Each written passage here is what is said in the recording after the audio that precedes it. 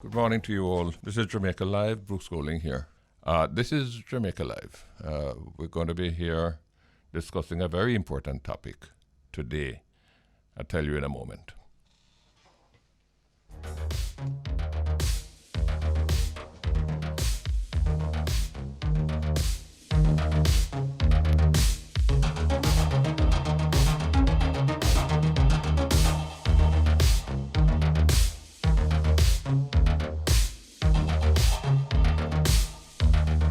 A hot topic of discussion these last few days has been the brain drain, what economists call human capital flight. Jamaica, as I think we all know, is woefully short of skilled persons. We touched on it here a few months ago when we discussed the state of our education system and the fact that the majority of our school leavers do not achieve the minimum academic qualifications that would enable them to acquire an income-earning skill. Over 70% of our workforce falls in that category.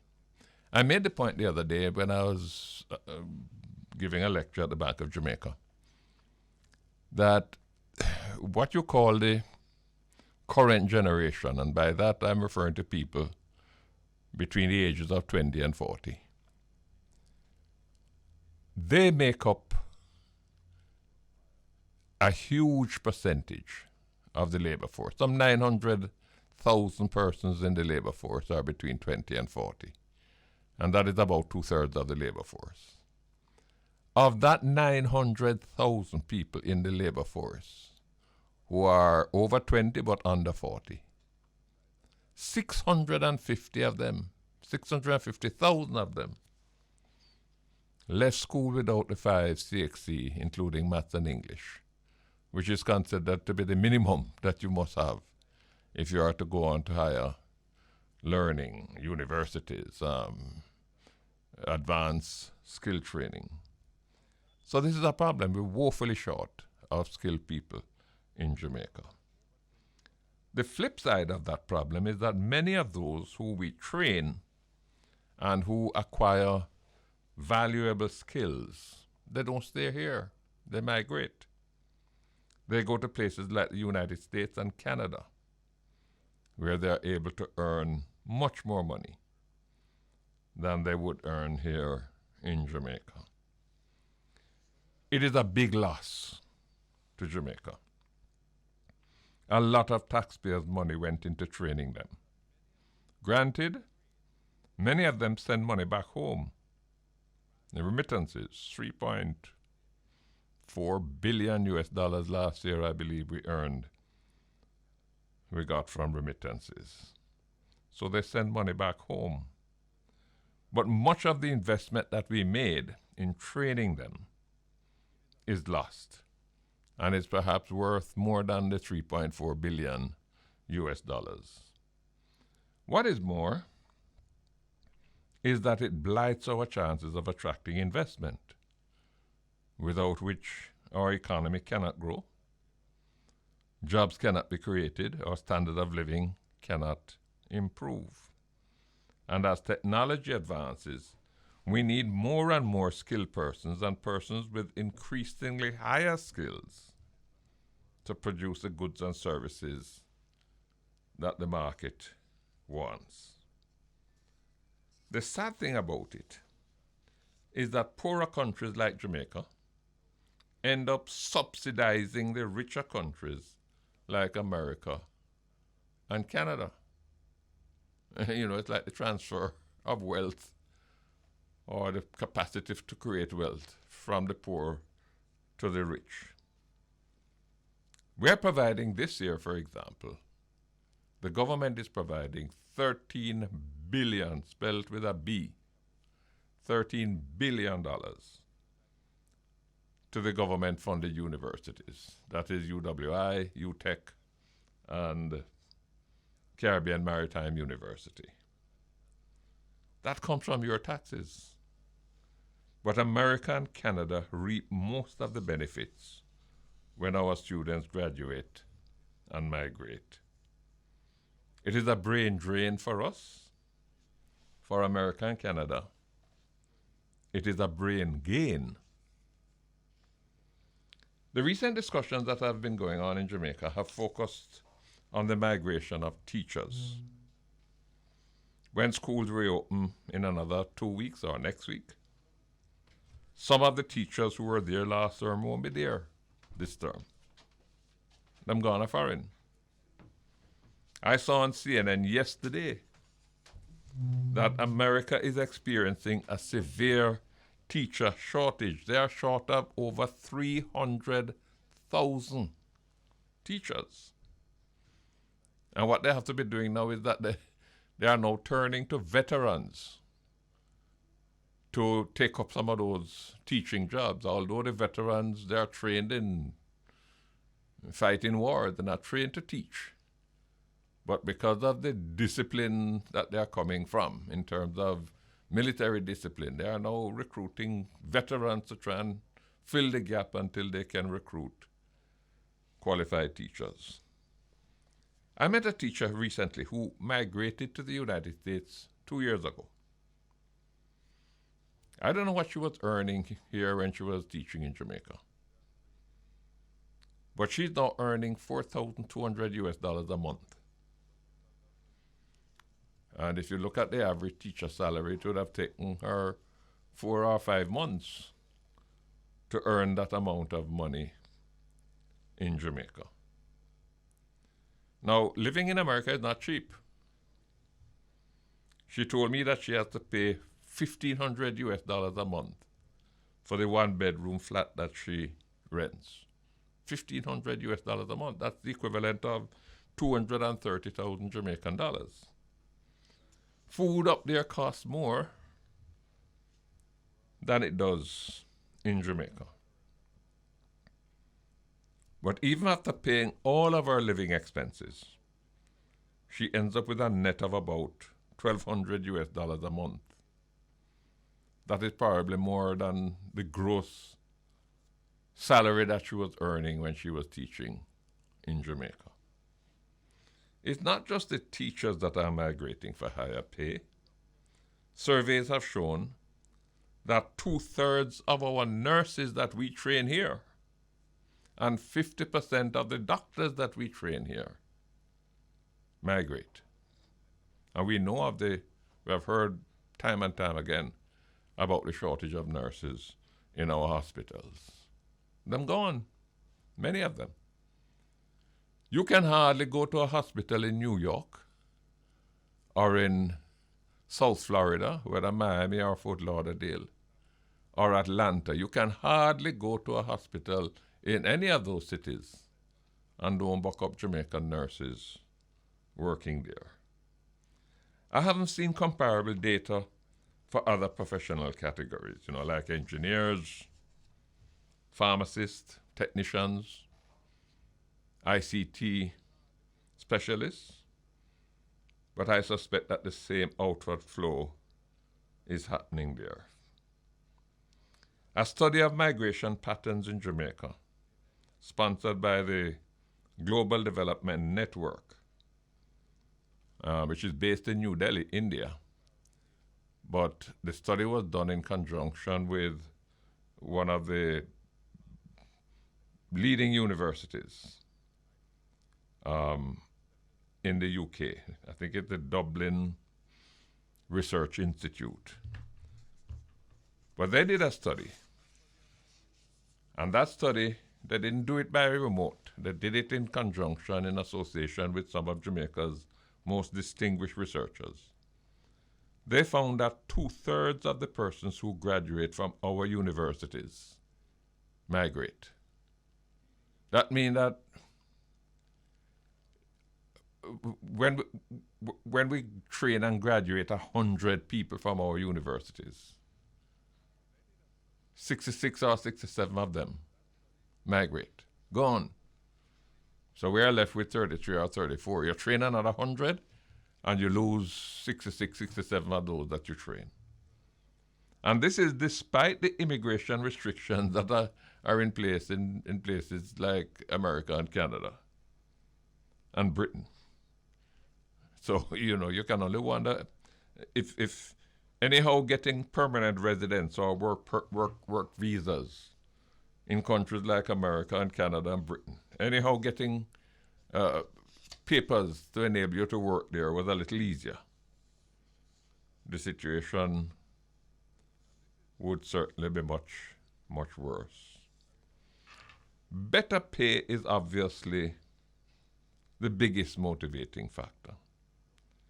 But social conditions also play a part. The level of crime and violence. People are afraid to go out. Afraid even when they're locked up in their houses. The absence of an efficient public transport system. There's someone who used to work with me who now lives in France, and she told me that she doesn't own a car. She had planned to buy a car when she was going there. But then she discovered that she doesn't need a car. And if she had a car, finding somewhere to park it would be difficult. Public transportation there, she said, is so efficient. Yeah, she takes the bus to work. Her daughter takes the bus to school. They are always on time. They're clean, they're comfortable. So, in addition to the money, these are some of the things that make it so attractive for Jamaican professionals, those with skills, to migrate. Jamaica is not the only country plagued by this brain drain. Almost every developing country is experiencing the same problem, particularly in Latin America and in Africa. But interestingly,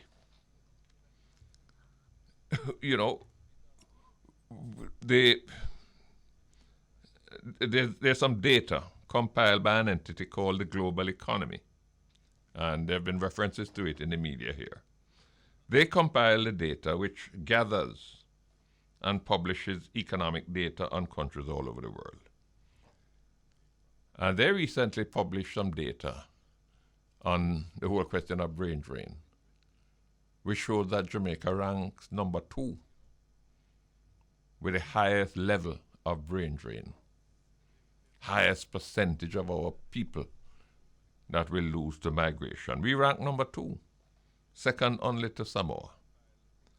But interestingly, Barbados, which is down the road from us, ranks 105 out of 177 countries, which means that they are not suffering much of a problem with brain drain, but we are, because we rank number 2. Former Prime Minister Edward Seaga once observed that there is no country in the world with an educated population that is poor. Let me go over that again. What Mr. Seaga said was that he didn't know of any country in the world that has an educated population that is poor. But if you educate your people, and soon after you finish educating them, they migrate, then you will remain with an uneducated population, and you remain poor. The IMF has pointed out that an important implication of the brain drain is that investment in education in a developing country, which is something that they encourage us to invest more in education. And I applaud that, I agree with it. But the IMF pointed out that even if you invest more in education, it may not lead to faster economic growth if a large percentage of its highly educated people migrate, leave the country. The magnetic pull for skilled persons to migrate is likely to get even stronger. Industrialized countries are experiencing declining birth rates and an aging population. The worst one is probably Japan, and we have Jamaicans working in Japan now. They're not having as many children as they used to have. Their population is aging so that more and more persons in the labor force have to retire because they get old, they can't work anymore. And because their rate of population growth is declining, it means that they have to import labor from other countries, which means that, countries that train people are going to find that there is a greater pull. They're likely to lose more because of what is happening. And not just Japan alone. The same thing is happening in many countries in Europe, in Canada. Canada is perhaps the prime example. Canada needs labor. Economists have said that Canada's labor shortage is its greatest economic threat, and it has rolled out the welcome mat to a wide range of skilled persons. If you're a good carpenter, you can get a job in Canada easily. If you're a nurse, they probably will send a plane to pick you up. So that the pressure on our skilled people to migrate, the lure, the attractiveness, the magnetic pull, the incentives, all of those are likely to get even more severe. How can we fix this problem? There is no way we can compete with the salaries that are offered in America and Canada. Their per capita income is 10, 12 times ours. So how are we going to compete with them? Their money is stronger than ours. How are we going to compete with them? But migrating is not an easy decision for one to make, particularly when somebody has young children. It's a hard decision to make. Some of them leave the children with the grandparents. That's why you see so many people in Jamaica, when they talk about their early life, they were raised by them granny. So it's not an easy decision. But if people cannot make ends meet, if people can't pay the rent or can't even find a deposit to pay down on a house, they have a skill, and there are offers being made to them, come to America, come to Canada, we'll pay you some good money. They will work the money up there and buy the house in Jamaica. That's the situation that we face. I know of some people, to tell you how, that it's not an easy decision, and therefore, perhaps because it's not an easy decision, maybe we can do something about it. I know people who have migrated, and after a year or two, they come back home because they can't take the isolation, the estrangement, living in a completely new society. You don't have many friends. So they wrestle with all of those challenges before they decide to migrate. And therefore, I want to pose the question today, can we find a way, a kind of halfway space that says, well, the salaries there may be attractive, the amenities may be better, but in the end, staying in Jamaica is your better option. Can we find a way to be able to put that before them in practical terms? We're going to dive into this issue today. And we're going to be talking to a number of persons. My first guest on the program, and let me introduce him properly. He's a man who got himself into some hot water. And maybe this discussion will help him to cool that water down. The Deputy Mayor of Montego Bay, Councillor Richard Vernon, who recently was in the news, he made some statements, some comments about people who migrate, which members in the diaspora and others found to be offensive. Let's talk to him about that, because that's a perspective that perhaps we need to explore. Deputy Mayor Vernon, welcome to the program. Good morning, Mr. Golden. How are you? Thank you very much. How are you? Still wondering how I'm having discussions about the diaspora and expatriates and all of that. Well, you got yourself into a pickle. Yeah, that's what happened. Some of them would have eat you raw. Yeah, yeah, I see where apparently. some of the leaders in the diaspora have said that you have sort of walked back those comments, but I feel that you really ought to make an apology. And That's I a manly did. thing to do, you know. I did, and a Honorable. number of I did on a number of occasions, but I believe that they haven't quite seen it. So I would use this opportunity to do it once more, Yeah, man. and I would say that I apologize sincerely, Manly of especially you. for using that word coward, Yeah. because at the time I was speaking from an unscripted presentation, and word came to me. I used it, not realizing how impactful it would have been regarding the sentiment that it was expressed.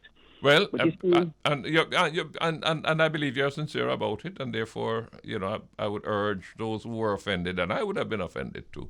I urge them to take that apology in the spirit and in the sincerity that it is given. right. But tell me, I mean, you understand, I'm sure that in your division that Mm-hmm. you represent, I'm sure that there are persons in there who, many of them you probably know personally, who migrated. And they didn't migrate because of any lack of patriotism, The fact of the matter is that they have some youth to send to school. And I was, They need to live in a house that they can call their own. And of course, after years and years of battering here, they don't see where they're going to be able to make that. So them go abroad, no? of course, and I do help them to get overseas. I mean, we have the farm work program.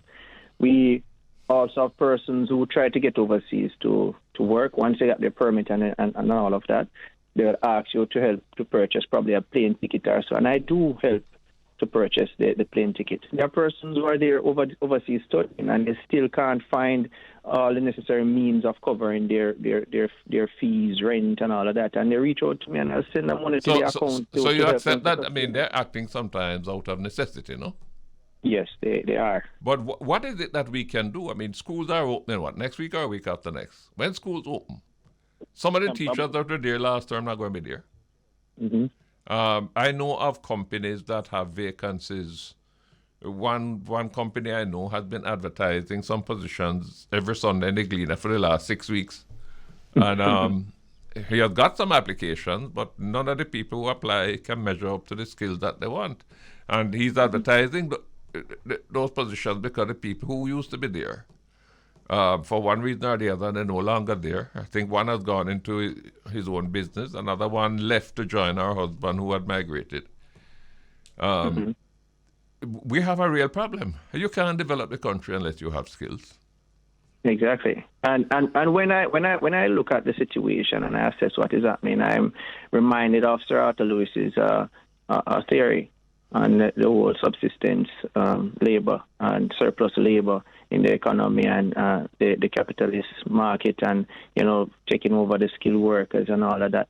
I am reminded of that, and I'm also reminded of the fact that many of our growing societies, the developed ones, they are some of the society that revolutionize agriculture, and they have done so to a large extent, so much so that they are able to feed their nation and also to employ persons in the subsistence sector and in the capitalist sector. So it is all theoretical, but we have to find a practical solution to it, and persons right now are actually looking at how they can survive. What are your thoughts in terms of the solution that we can find? In terms of the solution, that's what I want to explore today. Well, in terms of the solutions, I have been questioning myself about how we approach it. Is this the people before the government or the government before the people? Do we develop the people to invest into government so that the government can take the country forward, or is it the other way around? Because what we definitely need, and that is why the conversation came out at the presentation. I mean, I would not be speaking to persons on diaspora affairs because that is outside of my area. And I would not be speaking to 4-year-olds and 15-year-olds about diaspora affairs. So I was speaking to them about a whole raft of other things, and that came up in the presentation. And it came up because the youngsters who were there were youngsters being trained in areas, technical areas, such as logistics, such as engineering, environmental preservation. And I said to them that we need skills like yours. We need skills like yours if we are going to become the place of choice to live, work, raise families, and do business. And that is why it came up, right? The conversation was very categorical. It was categorical in the sense that I was saying that there is a particular group of persons who leave Jamaica, turn their backs, and don't want to contribute to its further development. Now, that apparently went over everybody's heads, and I saw a broad brush headline. Experts are cowards. So in terms of looking at the solutions, I'm thinking that we definitely will need some of our skilled persons to be invested into our system so that we can actually start to develop these areas, and then we can create more wealth out of this development. Well, what I'm anxious to do is to see how we create a situation where they would think twice before migrating, where the reasons that are impelling them to migrate can be alleviated, can be lessened, so that there is more encouragement, more incentive for them to stay here. And I'm going to be exploring that in the program today. I want to thank you very much for joining us, and thank you again for the honorable approach that you have taken. You're welcome, Mr. Gwen, and thank you very much for having me on the program as well. Sure. Yeah, man. Thank you. Let's take a break. Welcome back. It's Jamaica Live. We're on Bridge 99. We're broadcasting here from Kingston, Jamaica. But at midday, we're going to be linking with Irie Jam in New York, so that we'll be joined as well by members of the Diaspora.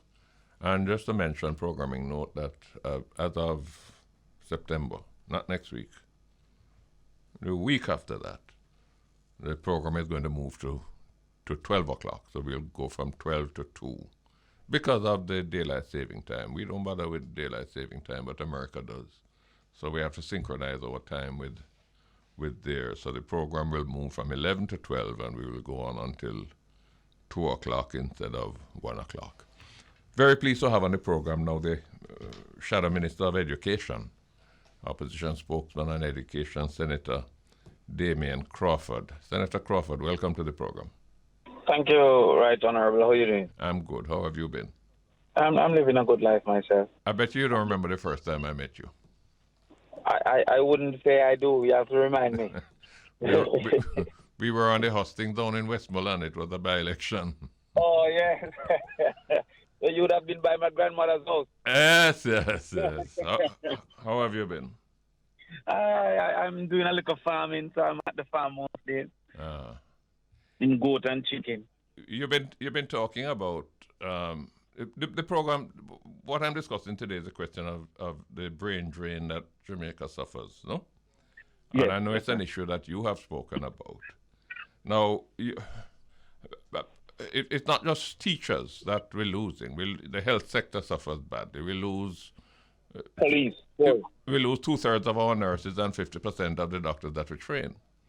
Right. And there are many technical areas in ICT and so on where we're losing people. So what I wanted to ask you to do is to, in a way, elasticize your portfolio remit and look at the problem in its broader context. Right. We're losing a lot of the skilled people that we have invested a lot. I mean, they have to pay them tuition fees, and that is burdensome.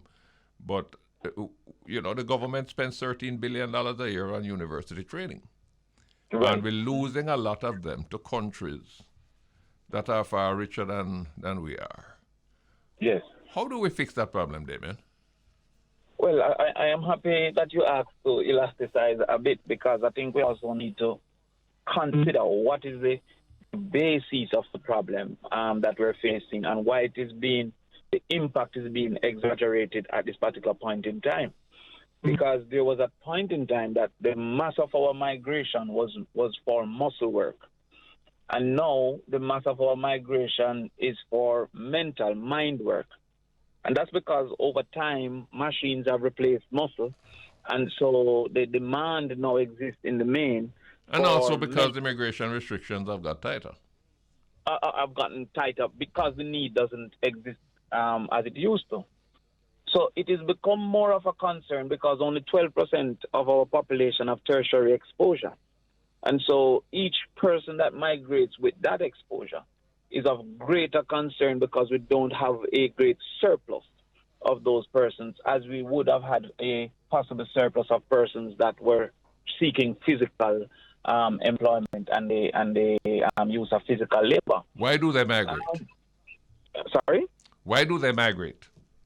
Well, I believe that globalization is the foundation of that in the context that the free movement of goods and capital was once what took away a lot of the opportunity from those countries that were less well off. So goods were moving from the States, from England, etc.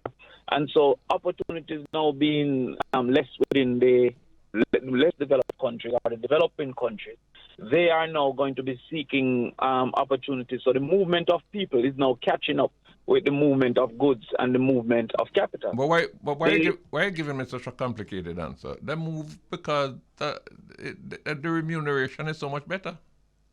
Well, not just the remuneration. One of your colleagues, you see, not in the Senate, but in the lower house. Right. Told me, I tell you, Julian Robinson. I was talking to him the other day. And he was telling me about, he says, one of his best teachers, migrated. And when he spoke with her sometime after she had left, she's earning $7,000 a month. And that is possible. I mean, too. that's $1 million Jamaican dollars a month. But if you look at not all will be in that circumstance. But there's some men who are leaving because their wife are unemployed. There's some wives that are leaving because their husbands or the general family have issues. And so there's a greater draw from the country, not only by the salaries, but by the opportunities that are available to live a comfortable life with a certain level of exposure. So yes, there are some possibilities of increased salaries, but there are also, when I interviewed many of the teachers, a complaint that they're almost destined to fail based on our systematic problems within the school. So they don't get that personal gratification that they would want from having successful students. There are some that speak to the standards of their offices, etc., that give them a level of frustration. And there are some that speak to the multiplicity of tasks they're called upon because of the underemployment of things such as guidance counselors. So they feel that their duties extend further than what their salary and their responsibility show. So we have to kind of look deeper into it to get a better understanding of how to compete with these countries, because most of those who are leaving, if they were able to get reasonable living, purchase reasonable housing, purchase reasonable vehicles, they would remain because of certain benefits that we have. Well, give me an idea. What would those incentives be? Okay, well, we made some proposals, one of which is, for example, if a teacher could get a concession based on the years that they, so 5 years they get a 5%, 10 years they get a 10%, 15 they get a 15%. You're talking about motor vehicle purchase? Motor vehicle concession, because that's one complaint, and that is now our cultural demand for saying you're living good is to have a car. That's also the reality of the time. If NHT could consider teachers and the public sector, as you said, the nurses and the police, if they could consider them like the banks do, to give them special loans that transforms into a bank mortgage once you leave the sector, it could retain them. So, for example, if NHT gave 14 million for the public sector, but the other, that would be 6 million or 5 million, comes to a regular mortgage once they leave, the banks have used that 2% loan for years to keep their best people in the banks. So that would give them access to housing. If we had rent-controlled spaces within certain HAJ units for public sector workers, again, that could give them an impetus to stay. And if we use certain purchases like the internet as a tool of trade, so if we negotiated as government for the flows and the digital to offer special rates or to offer the government a special rate that we then give to teachers for free for internet as a tools of trade. Their total consumption would not be defined only by their salary. Would that make a big impact, or it would be just tinkering at the edges? Well, I think it would make a big impact because what you want is experience, is a long-run cost curve. You don't want to be replenishing your experienced teachers at every given point with new teachers because then you would be less effective, less productive, and less efficient. We want those who have seen many suns, who have felt many winds, and who have heard many thunders to remain within the teaching space and to become mentors for those who are coming in the space. So I believe that if we were able to own a reasonable home, drive a reasonable car, and to have because remember, we're constrained, Prime Minister, by the wage to GDP ratio. So we can't just say, we raise the pay, We have to find kind of creative ways to make the pay be stretched further than the absolute amount would. Do the countries that are benefiting from this migration, do they have any responsibility in the matter? I raise that question because Britain introduced something some years ago where they were making it less easy for skilled persons to migrate there from developing countries. I don't know whether they had a special list of those developing countries. How it has worked, I don't know, because I haven't seen any follow-up to it. But what they were seeking to do was, and I think it came out of a Commonwealth Heads of Government meeting, is to discourage, our teachers and our nurses from leaving countries like Jamaica to come there. Do they, or is it that we're in a free market, so if we don't want to pay our teachers properly, then they will pay them? Well, the world should not be allowed to operate in just a free context that, okay, we have a free market, because there have been certain realities and historical circumstances that have caused for the developed countries to be more competitive than we are currently, and those must be considered. I believe at best we could ask for compensation, that we could continuously train and expand our training for those persons. As I say, 80% of the fees was supposedly paid by the university, that once a person is recruited, I think that firm, if it's private, or that country, the government, should be replenishing that pool over a weighted average kind of an understanding. I think that is the best we can ask, because the private person do have a freedom and a right to seek opportunities where opportunities exist. But put it another way. If we're losing 6 out of every 10 nurses that we train, right, and we decide that what we need is 100 nurses, right, then it means that what we're going to have to do is to train 300 nurses. Correct. Right? And maybe that's where we should begin to look at training now almost as an export industry, where we train 10, we keep 4, and we know that 6 are going to migrate. But then you run into another problem, Damion. Where are you going to find the people to train if the majority of our kids are leaving school without the basic qualifications to enter tertiary education? And that is why I've always said, if the answers were easy, everybody would have found it. There is indeed a reasonable number of persons who can't afford tertiary education, though they are qualified. I've had that experience while lecturing at the university with the deregistration, etc. At the time, $300,000 would have been more than the total minimum wage. So the fee for university is more than if you saved every single penny that you made in at the time in minimum wage earnings. So if we look at 7,500 or 10,000 per week now, that's 40,000 per month. 40,000 per month, that's 480,000. So a school fee of 300,000 at this time would be 3/5 or $6 out of every $10 that a person earns just for the fee. So there are some that cost is a problem. There's also some cultural norms like anti-mathematics that is causing for those pools to be underrepresented. So the majority of teachers are coming out with social studies and those history and those subjects, because culturally, from grade 6 and 7, we have been finding a resistance to mathematics. So that reduces the pool. So again, we see where the Chinese government have assisted with a STEM school that is coming. And those are some of the demands that we should make for the more developed countries to assist us with training expertise of our trainers, to assist us with scholarship into their spaces, so that our trainers can get that exposure, and to market once again the importance of education within our society, because the 80s babies and the 70s babies would have known of the importance of education. But my observation is the 2000 and the 2010 babies, they have ridiculed education as a method of improvement. And the 11-year-olds are now moving towards entertainment and sports and nefarious activities, scamming, etc., more so than that desire for education that the 70s and the 80s had. Let me bounce a thought off you. And this is controversial, but when you're retired, you can embrace controversy, Yeah. Suppose the $13 billion that we are paying over to the 3 universities, UTech, UW, and CMU. Yes. Suppose instead of drawing a check to the universities, suppose we were to convert that $13 billion into a mass of scholarships.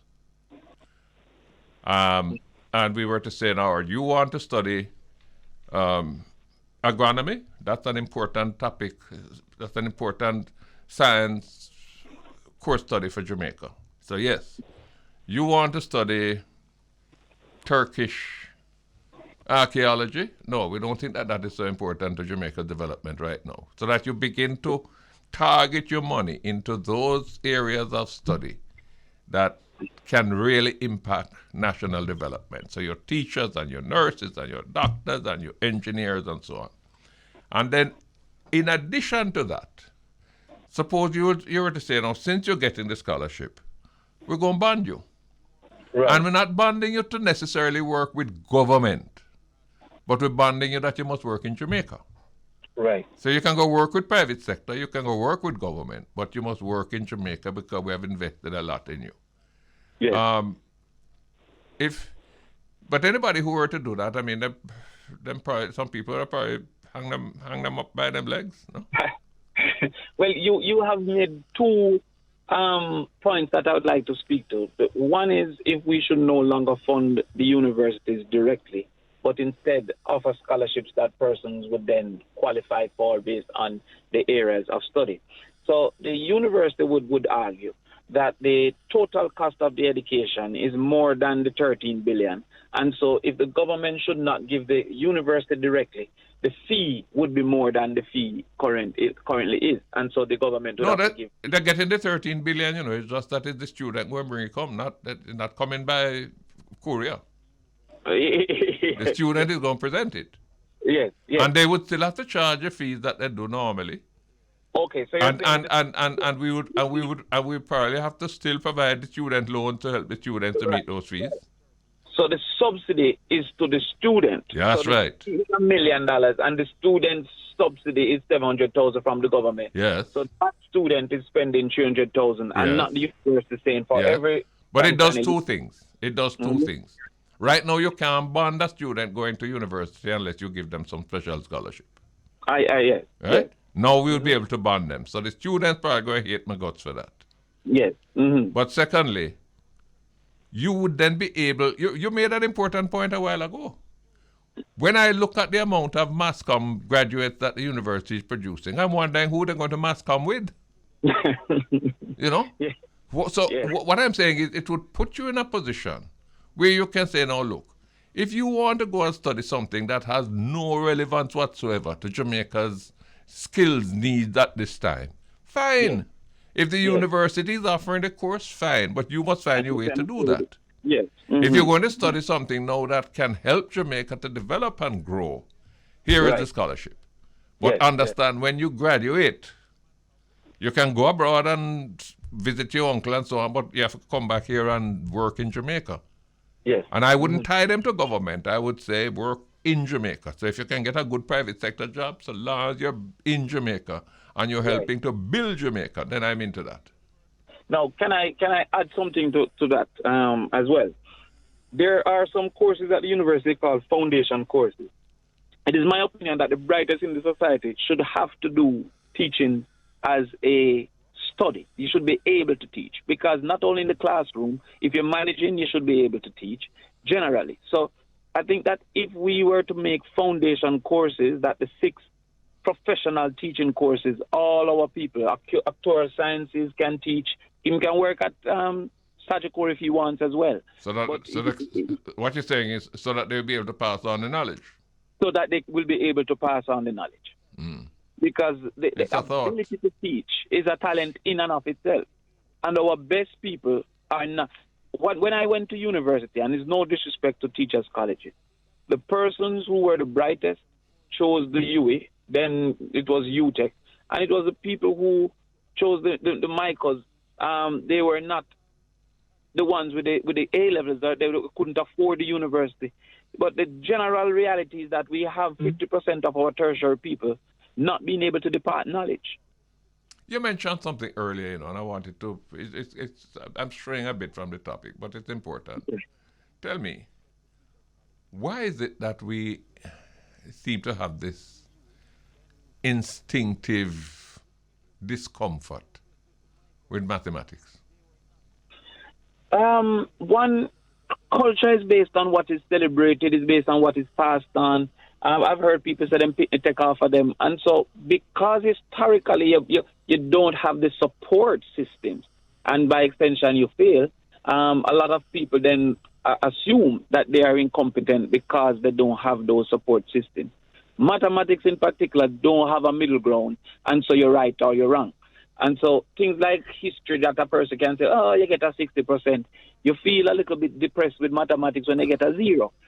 Because but it was because of that. Why I used to love it, when I was in school. Well, in those days, I don't know what it is like now, but in those days, it was mathematics. You did 3 different subjects: algebra, geometry, and arithmetic. And I used to love it. And the reason why I used to love it is because I never need a teacher to mark it to tell me whether I'm right or wrong. When you work out a problem, you work out a problem. Yes. But I don't know, when I look at the pass level or the failure level for maths. 30% passes and stuff like that. Good God, man. Prime Minister, is a thing that we have ignored the importance of training the mind to be logical. Some of our criminal activities, because we don't train our mind. Hold on, Damion. And not knocking the thought that I'm about to express. I hear that part of our problem is we don't have specialist teachers in mathematics. But we do have some, not enough. Well, yeah, that's what I mean. Yes. But you too young. But when I was at school, we never have no specialist teacher in maths. Right. They were just regular teachers. And them Right. teach you maths and them teach it good. Right. What's wrong with that? Or what happened to that? Well, again, we have some problems. Teaching was a vocation once upon a time. Now it's a job.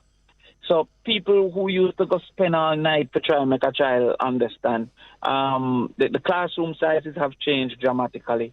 The student rules have changed. I remember when I was at primary school, you used to get beaten if you don't know your 2 times, so you had to know your 2 times. So some of those things, the way the teacher can impart on the student, now the parent would come fight. You're close. Yeah, well, follow up on that point. You're closer to it than I am now. But tell me, do teachers in a typical classroom, do teachers know all of the students in that class by first name? No. Highly unlikely. Can I give you I'm a teacher, sir. I've been teaching since the age of 19. And I'm now 41. So I've been teaching for a very long time. I used to teach in an inner city school. It had 53 kids in the class. Teach mathematics.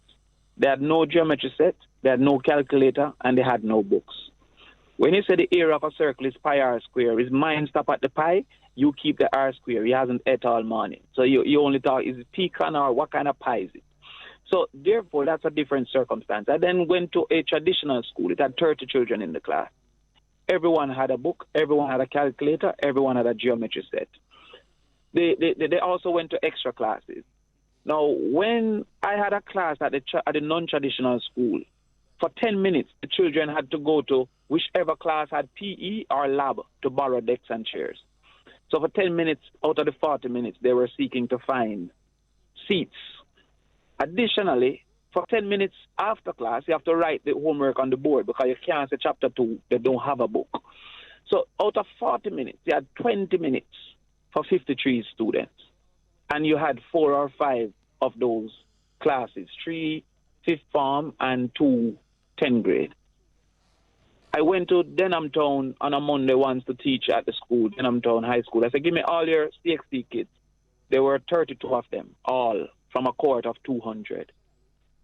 At this at 10 on a Monday, 10 a.m. One child said her head is hurting her. She haven't eaten. This is 10 a.m. The rest of the class had a suggestion of what the solution would be. Drink soda at 10 a.m. on a Monday. So that child is incapable of learning whatever. We're fast running out of time. We're coming up to the 12 o'clock break. I want to bounce one other idea off you. Again, controversy. But when I looked at the numbers the other day, a little less than half of the students in that final cohort of the high school, the one where they're supposed to take the exit exam, no? Yes. A little less than half of them can't take the exam because they don't measure up.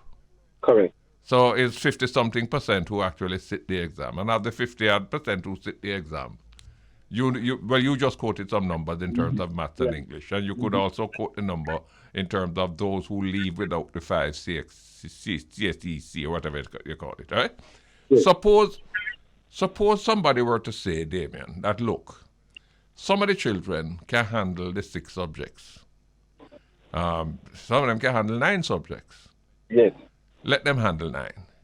Yes. But those kids who have a problem, are challenged, it's no point in forcing them into the exam room to go take 6 different subjects and hope to get the 5 out of the 6. They can't manage that. What we want to do is to make sure they have maths and English. Yes. So, the history and so on, boy, we can try and help you with that later on. But right now, we want you to come out of school with at least maths and English. Yes. Because any job that you're going into, it may not need history. It may not need literature. Right. But maths and English it must have. Yes, they need logic and communication. That's right. Yes. But when I was in office, we had a workshop once and I suggested that, and the people from the Ministry of Education looked at me and thought I was crazy. Well, sir, there are some people who are comfortable in the circumstances as is and worried that the new circumstance might create discomfort. And there will always be that when change is being proposed. With the 7 years experience that the government has suggested now, I believe that we can move away from every school being the same thing with the same realities, with the same curriculum, because they don't have the same reality. Tailor it more to deal with the circumstance of the student. Right. So you should have, in my opinion, a remedial 7, because there are some kids that are coming without the ability to learn at the secondary level. They need remedial intervention. They shouldn't be doing 13 subjects in 7th grade because they can't basically read, they can't basically do any numeracy levels is low. I think you should have that. I think you also need a remedial 10 because some with the talent have lost their way because of the natural realities of teenage life. They need some catching up.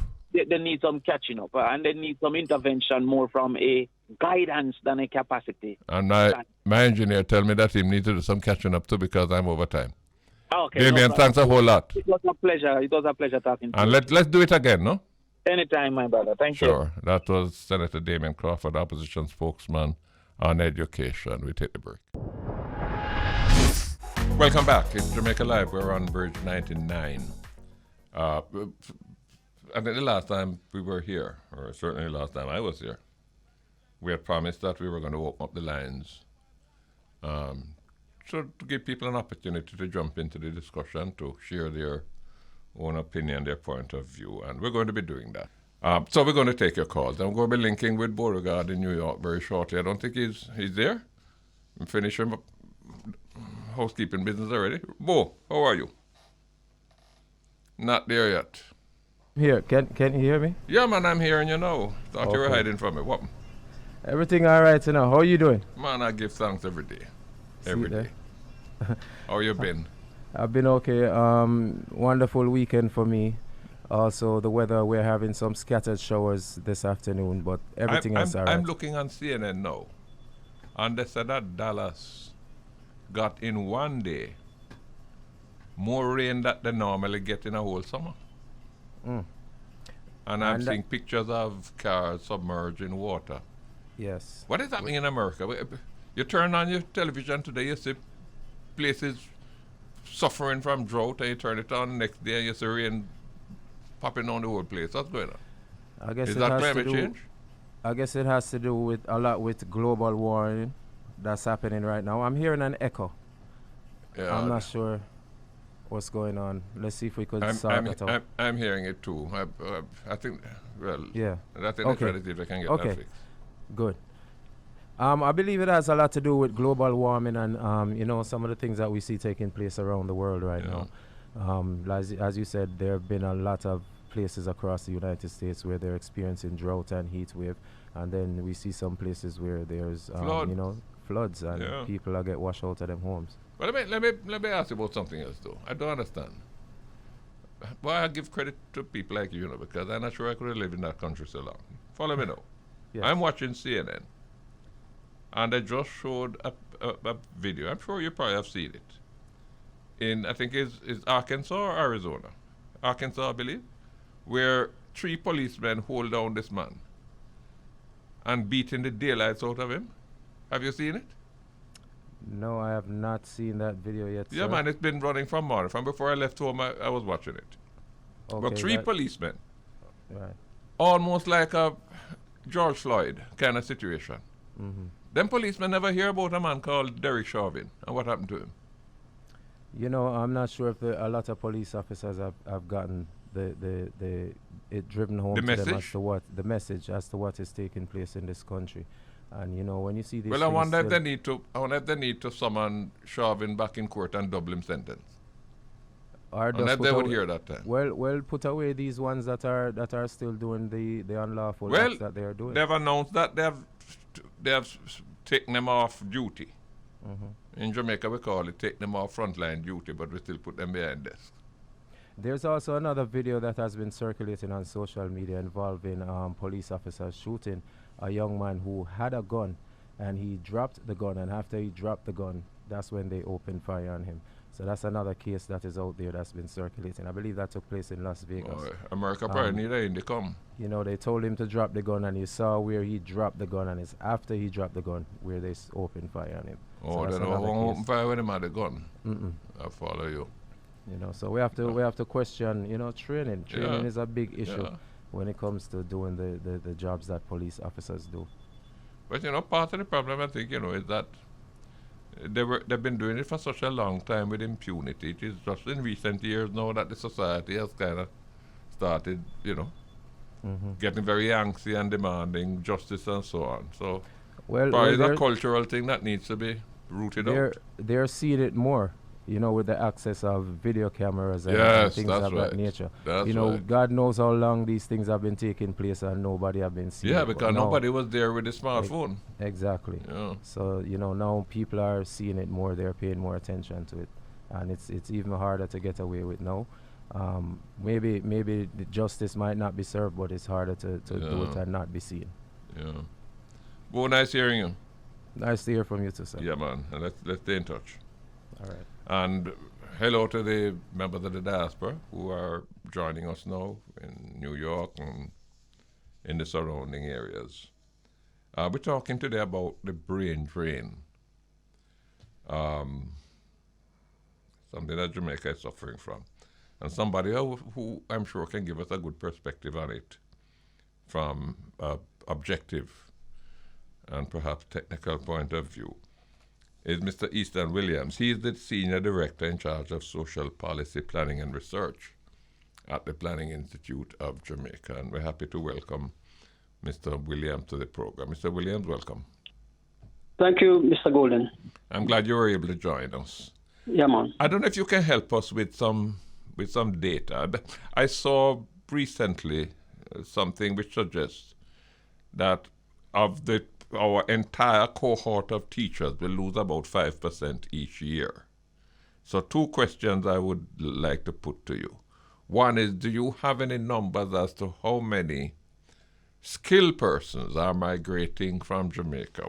I want to see if I can quantify the brain drain. That is one. And the second question would be, from the data that you would be familiar with, is it getting worse, or is it a pretty stable statistic that depletes us? The reason why I'm asking you that second question, is whether or not if we train more, whether we can catch up. Yeah. Okay. Let me say that the brain drain has been with us for decades.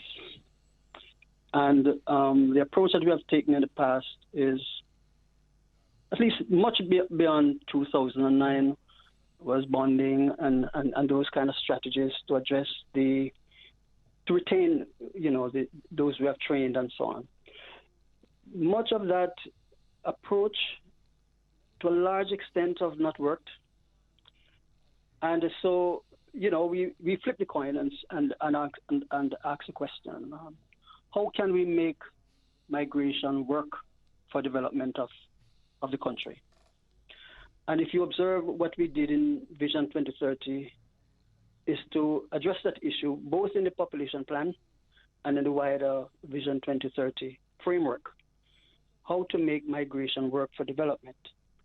And we have moved forward to develop a national policy on international migration and development. So the entire focus on migration has been, how can we make migration work for development? How can we change the brain drain to brain gain and development? That has been the emphasis on our policy approaches since 2009. And the migration, international migration policy was developed way up in 2015 going up. We have also developed other corresponding policies on the Diaspora policy, which is very advanced. We have also developed different strategies. We also have a immigration policy that is in draft, still in draft. We have developed different instruments, the program of action to address the informal returning. But Mr. Williams, let me ask you, might one not say in criticism that what you're doing is that you're capitulating? What you're saying is just throwing hands up in the air. You say, hey, we really can't stop them from leaving. So let us see how we can make their leaving profitable for us. Okay, well, I mean, of course, you're posing the question in the way that we were looking at it. For instance, if you look at what is happening in our main destination countries, in the United States, in Canada, in the UK, what they have been experiencing is a declining population in the critical age groups there, both in the youth population, 15 to 24.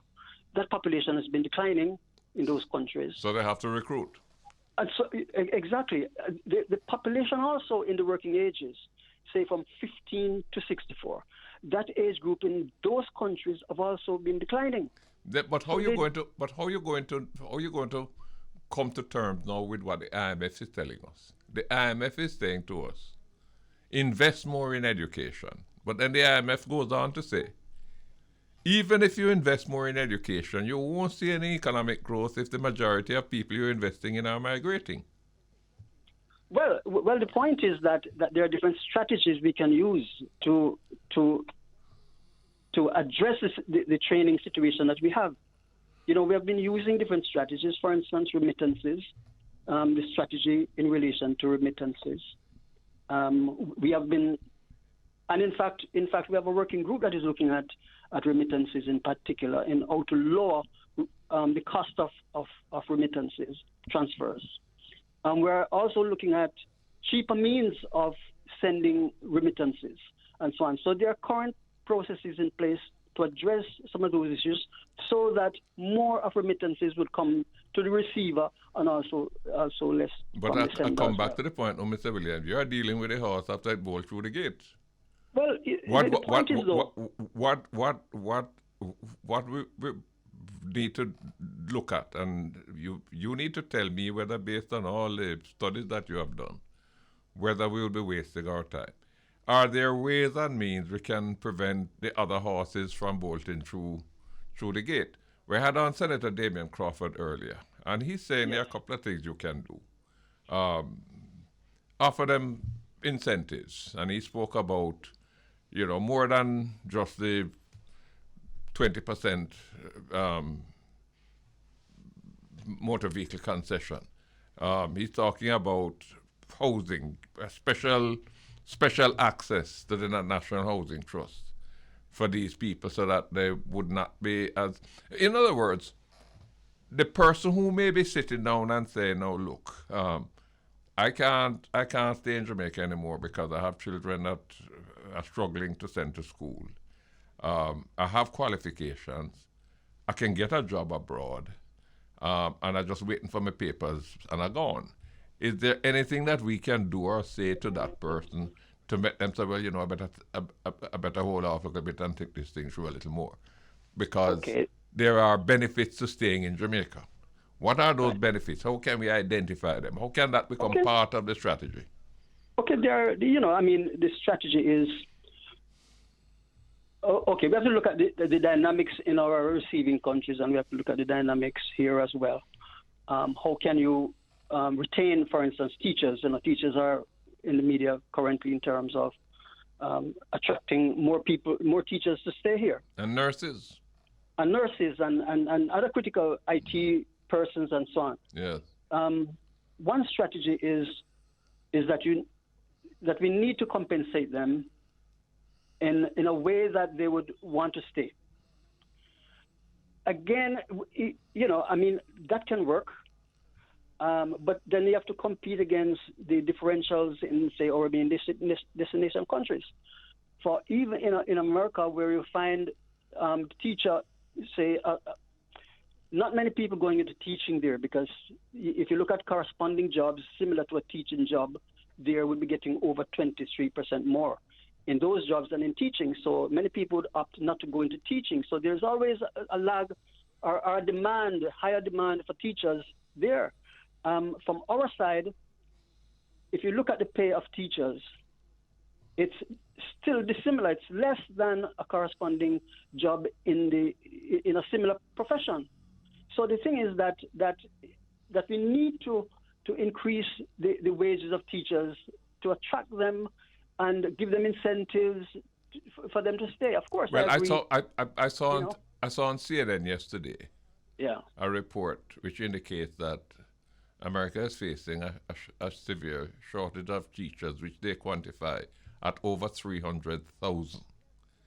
Now, America is a market economy, so if you're facing a serious shortage of teachers, the remuneration from teachers is more than likely going to go up in order to attract them back if they are leaving, right? Well, Matter of fact, the report even said that they are now recruiting veterans, military veterans who have never had any training in teaching, but because of the discipline of their experience, they're using it. The point I'm raising, though, is that we can't compete with those salaries. Already they pay their teachers, I don't know, 4 or 5 times what we pay ours. And they're probably going to increase their salaries. How the devil are we going to compete with that? Well, the thing is that we can increase our equalizing across professions here. So at least you'll keep some. But the point is that when in a free country like ours, in impinging on people's right to move becomes a policy question, a very serious legal question as well. so that the situation will exist as been and will continue to exist. How do we? What strategies can we implement to mitigate against that to some extent?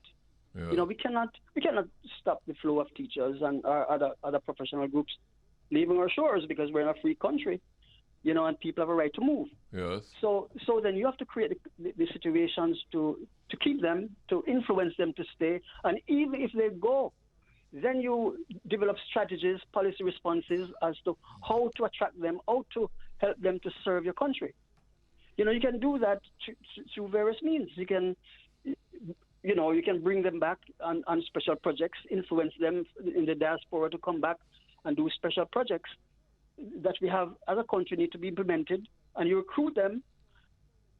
In fact, we have developed a database of skills, people from the diaspora to come here. We have used in the past a strategy of influencing, well, at least with some higher margins of pay through IOM to come back and serve in the public service. But we have another problem, though, and that one is perhaps of our own making. We have so cartelized the wage negotiating machinery that I believe a flexibility that we should have had or should have sought to retain. Let us say you look at your teaching profession. It's not every one of our teachers that can easily migrate, because some of them don't have the skills that are in demand. Right?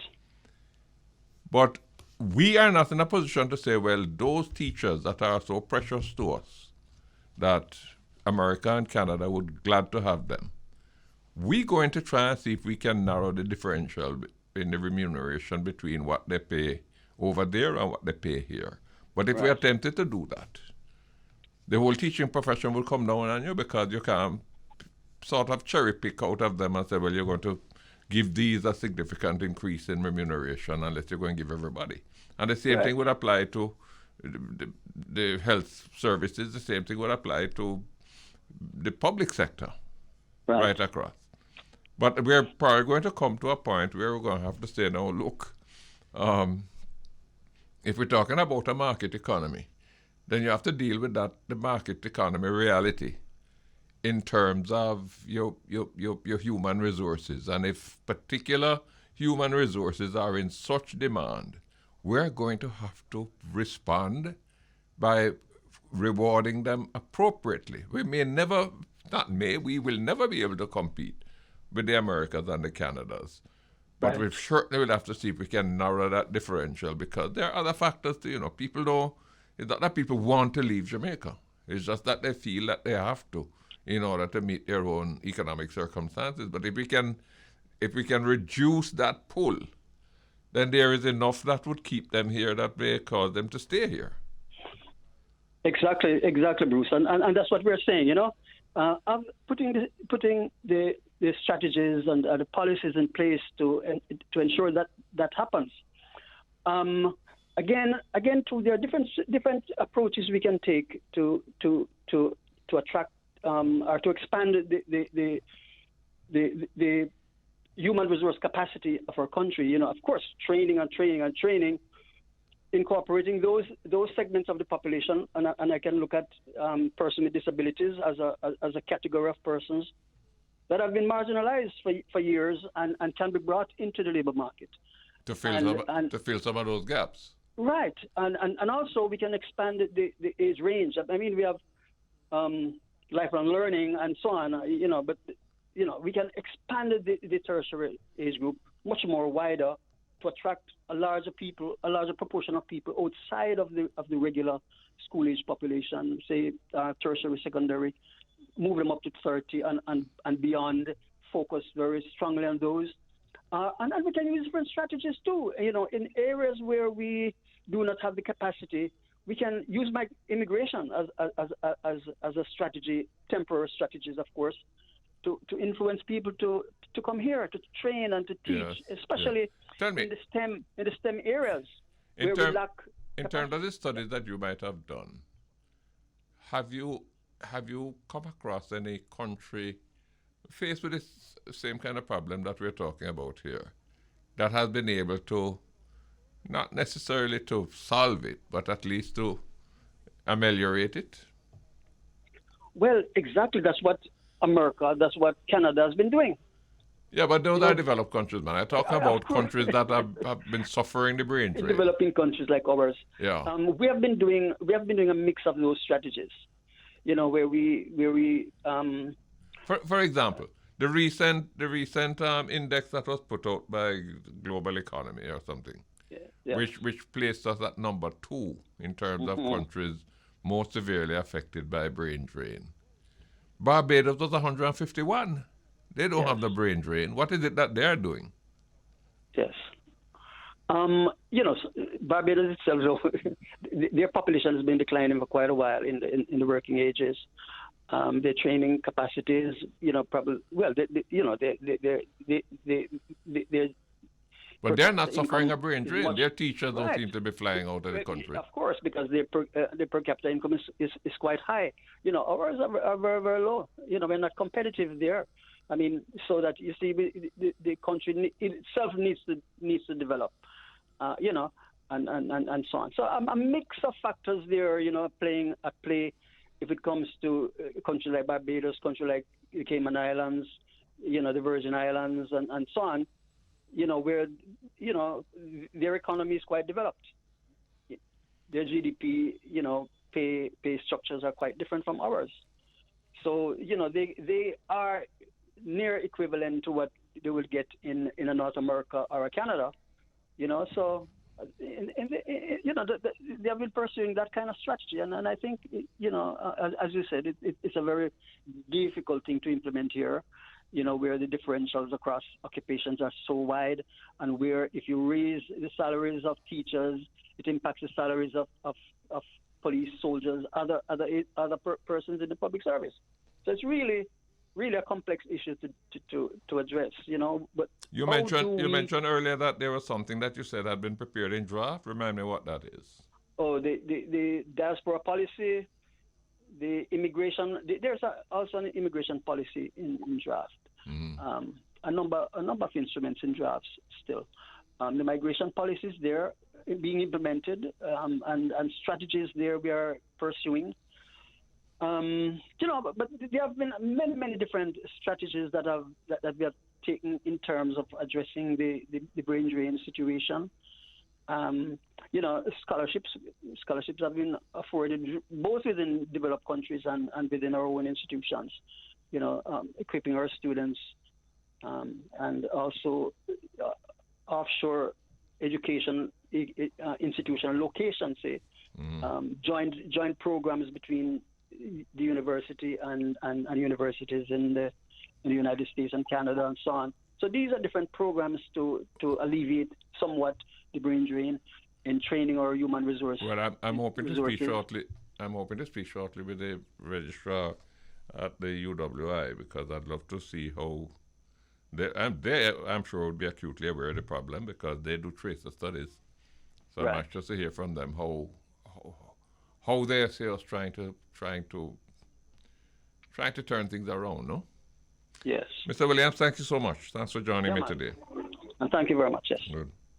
Mr. Easton Williams, Senior Director in charge of Social Policy, Planning and Research at the Planning Institute of Jamaica. Remind you of the numbers once again. We're going to take a break shortly, but just to remind you of the numbers in case you want to call in. 630-3371. 876, of course, before that. 630-3371, 630-3935, 633-4440, 630-3153. And of course, Bo would have provided the numbers in the diaspora if they want to call in. We take a break. We're hoping to speak now with Mr. Donovan Stanbury. He's the Registrar at the University of West Indies, formerly Permanent Secretary in the Ministry of Agriculture. Mr. Stanbury, are you there? I'm here, Mr. Golden. Thank you. And I want to thank you especially because I know it was difficult for you to come on today, but Yeah. I really would want to benefit from your perspective. We're talking about the brain drain from where you sit at the university. You are very involved in the training of these people, but as fast as you train them, most of them leave. You have any numbers on this?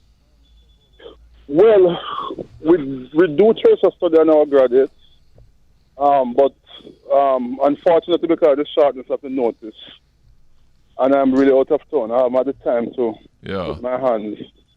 We do trace a study. Yeah.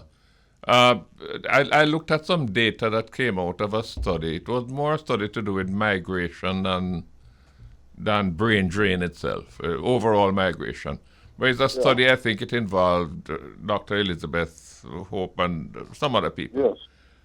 And when I extrapolated the numbers that they came up with from the surveys that they did, we're talking about 2/3 of our tertiary graduates that we lose.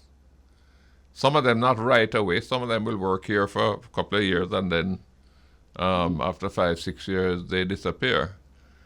If it is as bad as that, the IMF, I was reading an IMF document over the weekend which said that developing countries need to invest more in education, but even if you invest more in education, you're not going to see any economic growth unless you're able to retain the people that you're training. We're not retaining them. Look at what is happening in teaching.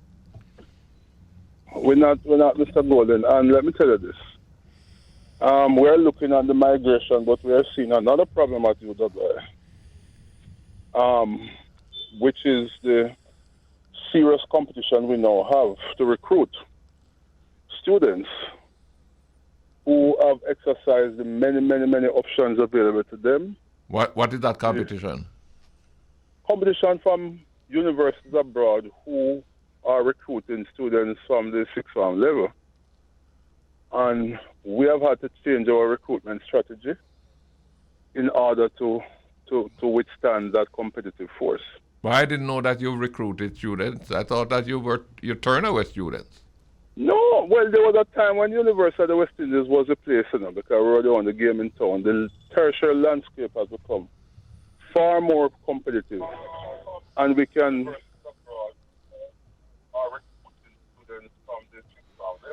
We can no longer, Mr. Golden. We can no longer be content that we are the only rated university in Jamaica and the Caribbean.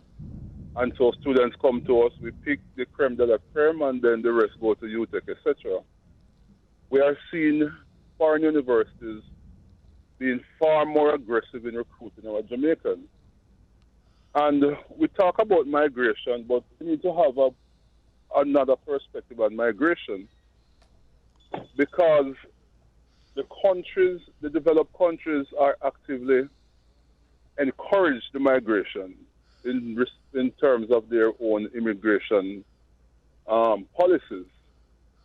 And even universities abroad, in order to remain competitive, are now offering their own students, that is English students, American students, Canadian students, 1 year abroad in universities like the West Indies in the third world, to sort of enrich their own offering. So because of globalization, people are now looking at the entire world as one village, and in a real sense, it really doesn't matter where you work. So in Jamaica, the factors are economic because people cannot enjoy a certain standard of living here. But in the developed world, universities are training their people, giving them an international experience to expose them for adventure they want to work abroad. So I don't think it's a matter of those guys so wicked just taking up our people. That is what the world is now. And unfortunately, countries like ours, we're just going to have to find the formula to make our wages and salaries more competitive so that... Well, can we compete though, Donovan? Make a dent.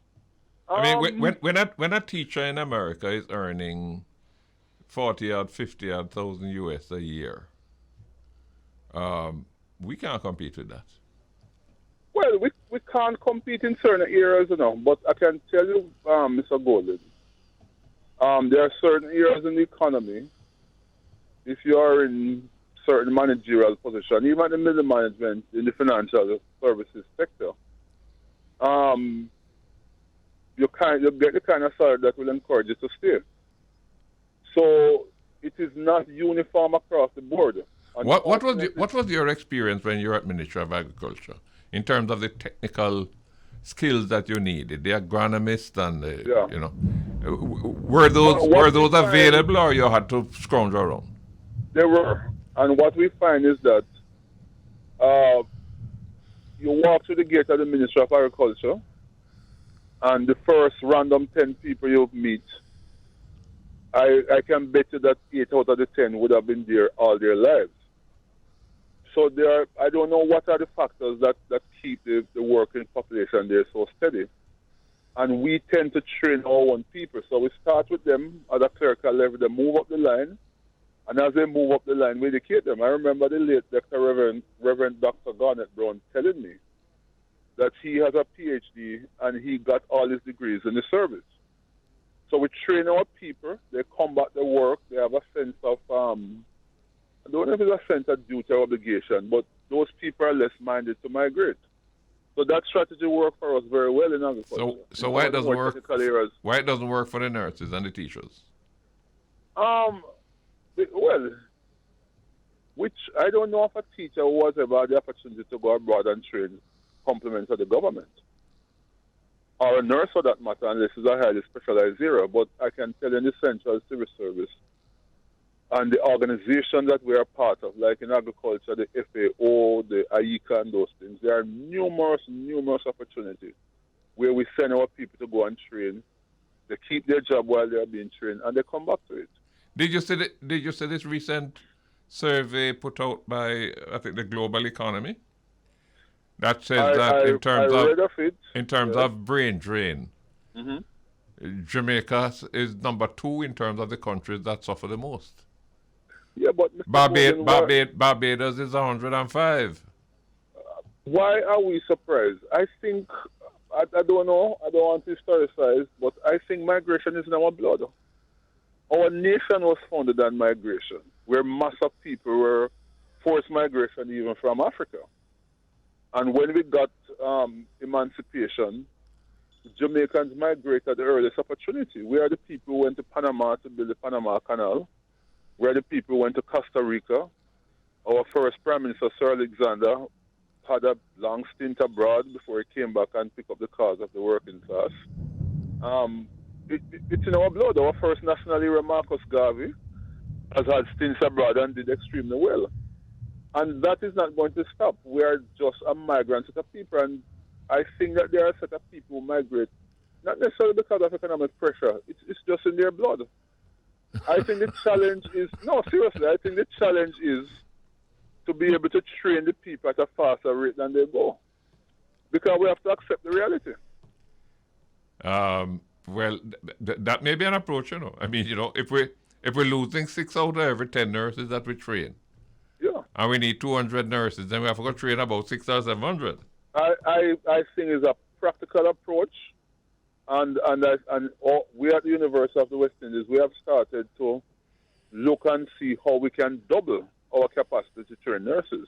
But we're in the middle of that now. But it's going to get worse, Donovan, because if you look at the developed countries, particularly Canada and America, where most of our people migrate to, they are Canada in particular is facing a serious shortage of skilled labor because they have a declining population, they have an aging population, their birth rate is down to almost 0, but they continue to grow economically, so that there are job openings that are multiplying, but they can't fill them. They have to import labor. So they look to countries like Jamaica and they say, well, as fast as you train the teachers and the nurses, just send them to us. And they're aggressive. So, I mean, this might sound controversial, but I think what we should do is to approach those people and say, okay, we have the capacity here at UWI. We are a first-rated university. We can stand head and shoulders with any university in Canada. We are in the top 1.5% in the world. If you want our people so much, then pay us to train them, because we know whether or not they are going to go anywhere. It might sound in some quarters unpatriotic, but I think it's a very, very practical approach to the whole thing. But let's look at another aspect of it. We're not in a position to absorb all the people that we train. We don't have the job. No, we are not. We are not. And even medicine. I mean, I had a talk with Minister Tufton, and I mean, I remember in COVID there was this big, argument about the system under pressure, and yet there are doctors who can't find work. But COVID is an extraordinary situation. What he said is that in normal times, you really don't have that many vacancies in the government. A lot of our people go to the United States after med school, and I think, personally, we should have a parallel cohort that will just train, prepare them for the U.S. exam, and they leave and go, because they are going anywhere. Anyway, sorry. I know you said you couldn't stay with me too long, but let me just take a break and come back and we'll wrap up. No, beg you. All right, so good. Welcome back. Jamaica Live, Bridge 99. And Beauregard just told you about the connections with New York. We're talking with Mr. Donovan Stanbury, who is the Registrar at the University of the West Indies. I looked at I think the last tracer study that the UWI published, well, certainly the last one I looked at, covered, I think, up to 2015. And what I found, and I wrote an article about it, what I found, it shocked me. What I found about that study was the number of persons, well, two things. One is the average salary that many of those graduates were earning. I talk about pittance. I mean, I talk about less than $100,000 a month. And the second thing that shocked me was the number of the graduates who were forced to accept jobs that had nothing to do with their course of study. Yeah. So a couple of things jump up at me. One is, do we have the capacity to absorb these people? Because if we don't have the capacity, then what are we bemoaning the fact that so many of them are migrating? Unless we want to pick and choose and say, well, some can migrate, but some shouldn't. And secondly, are we graduating them in the right disciplines? Well, are they making course choices that have any relationship to what the market demands? Well, I've been listening to you from morning. Sorry. And even before I came in this space in the university, I've always wondered. I think, Mr. Golden, we need to be a little bit more deliberate in how we fund tertiary education. There's no question that for a small country like Jamaica, there is no way we are going to meet the lofty goals of the Vision to 2030 unless the state plays a major role in terms of preparing the human resources to manage that development process. And at the same time, we are mindful that the state's resources are not inexhaustible. So I think that the government, and when I say government in the most generic sense, needs to sit with the university administration and say, listen, based on where we want to go, based on our economic objective or development objectives, we need to train 1,000 engineers, we need to train 500 doctors, we need to train people in the upper levels of the IT, etc., etc. We are funding these students. We want to put on a program to fund them, and we are going to discriminate in favor of those students. If somebody wants to go in an era that will not have an equal impact on the economy, and they want to actualize and pursue their dreams in that area, then by all means, they must pay for their education. Is the university ready for that kind of conversation? I think so. In fact, I don't know if you know, but since this year, the Minister of Finance of Trinidad and Tobago say exactly that to our St. Augustine campus. They said, listen, there was a time when we were pursuing universal access. We think we have trained more people. We now have to be more discriminatory. So let us have the conversation. I don't think that there's any other way Mr. Golden can go. Let me tell you something. I mean, my heart, not that medicine is more special than any other area. But when I see what our medical students have to go through, even though our rates are much lower than what obtains in America, I don't even know how they focus on their studies. Well, let me tell you something. Right? But clearly that's an area that needs intervention. I happen Engineers. to sit on a panel that had the task last Wednesday of interviewing 5 candidates for a scholarship. And when they gave me the rating sheet, one of the columns had to do with question of financial need, no? And all of the 5 scored maximum points for financial need. And at one stage, I asked the other people on the panel, so these calculators that you have put on the desk here, is that to divide the scholarship in 5 so that each person can get a piece? Because all of them were in need. Yes. And all of them were good candidates. And I wonder, let's go back to what we were talking about when we talk about the question of course choices and so on.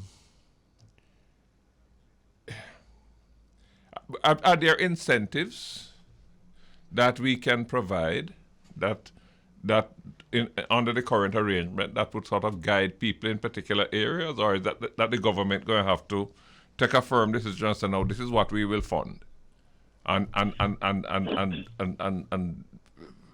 you know, other areas you're going to be on your own? I think that it is inevitable, Mr. Gordon, that we will have to get to that point. That's the only sustainable way of doing it. I just want to share with you briefly an innovation that I think could work if expanded into other areas. You know, for instance, that we have an issue with STEM education. Yes. And retaining teachers in those areas. And I just want to salute the vision of Gary Butch Hendrickson from the National Bakery Enterprise there. That provide a lot of money, a unique scholarship, unique in the sense that you don't give the people the scholarship while they're studying. When they're finished and they get the jobs in the teaching profession to teach their subjects, that's when they get the scholarship as a refund of all that they would have put in to fund their education.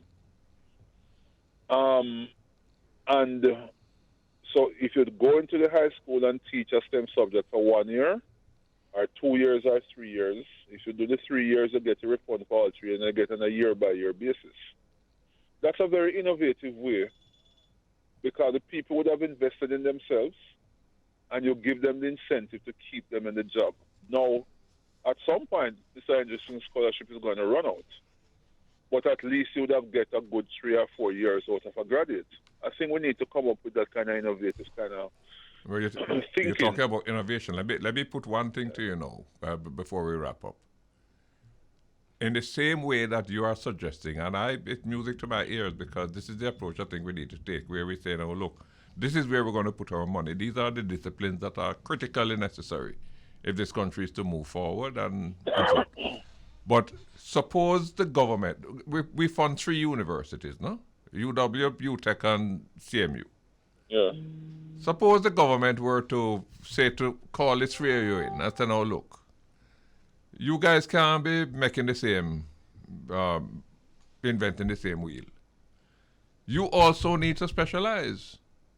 So instead of competing with each other to see who can grab the student to study business administration, let us determine now what is going to be the focus of UW, what is going to be the focus of UTech, what's the focus of CMU, so that we don't have this. You're competing with each other. I think we're a small country, and there is need for some kind of rationalization, particularly in the face of limited resources on the side of government. And I see where there are many parallels where we offer the same thing, UTech offering the same thing, etc. As a matter of fact, that I would love to see a situation, where there's a partnership, where somebody would say, go to UTech to do 2 years of this, and after the 2 years, now you shift over to UW, where, they take you to the winning tape. I mean, all of those possibilities are, in fact, possible. For example, in our nursing program, people do the first 2 years in a community college, and then they come to UW and do 2 years and that kind of thing. So we have those kind of arrangements. I mean, the Bible says, Mr. Golden, there's anything that is new, that has not been discovered before. Yeah. We must just apply them to our particular situation. But obviously, we have to be creative. Obviously, we have to go back to the joint board, because my worry is not only the people leaving. My worry is also the reduced intake from our high school students because of the competition. So that means the migration is even starting before. I wasn't aware of that until you told me. We are fighting like crazy to keep our numbers up. I'm telling you. We're at the end of the program, and I took you away from an important personal something. So let me thank you for that. Thank you for joining me. And I'm going to call you again, because there are plenty of issues that I want your input on. All right, no problem. Well, thank you very much, Mr. Donovan Stanbury, the Registrar at the University of the West Indies. That brings us to the end of the program. It's 12:59 and 54 seconds, which means I have 4 seconds in which to get out of here. Thank you so much for joining me today. We'll be back next week, Monday, to do it all over again. Jamaica Live. We're on Bridge 99. Have a good week.